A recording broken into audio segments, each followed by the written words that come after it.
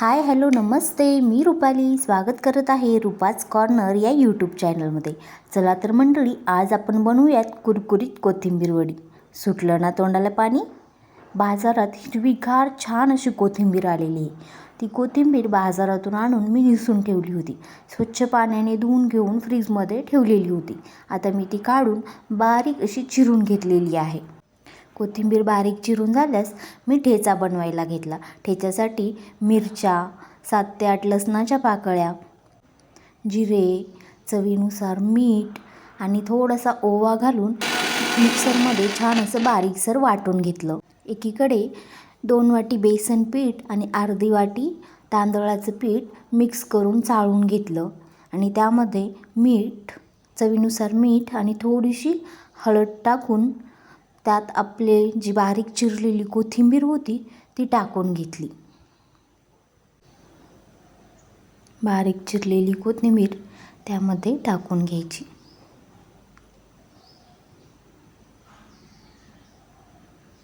कोथिंबीर टाकल्यास हे मिश्रण हलक्या हाताने हळूहळू मिक्स करून घ्यायचं. त्यामुळे काय होईल, कोथिंबीरीचा जो मॉइश्चरपणा आहे तो मिक्स होऊन जाईल आणि एकदम कमीत कमी पाण्यामध्ये आपल्याला हे पीठ मळून घेता येईल.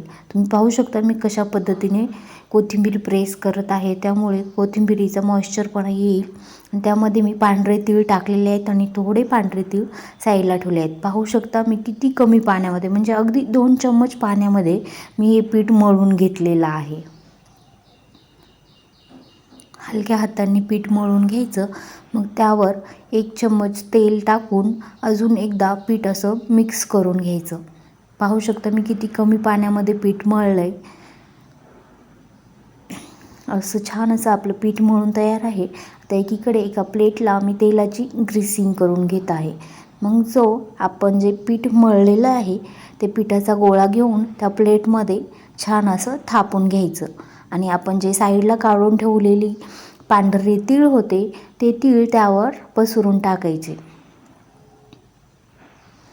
मग मी इकडे इडली पात्रामध्ये पाणी टाकून 15 ते 20 मिनिट आपलं हे कोथिंबीरीचं मिश्रण स्टीम करायला ठेवलेलं आहे. 15 ते 20 मिनिट स्टीम करून झाल्यास नंतर 5 ते 10 मिनिट थंड करून घेतलं आणि मग छान अशा छोट्या छोट्या कोथिंबीरीच्या वड्या पाडून घेतल्या. तुम्ही पाहू शकता किती छान अलगद अशी वडी निघत आहे.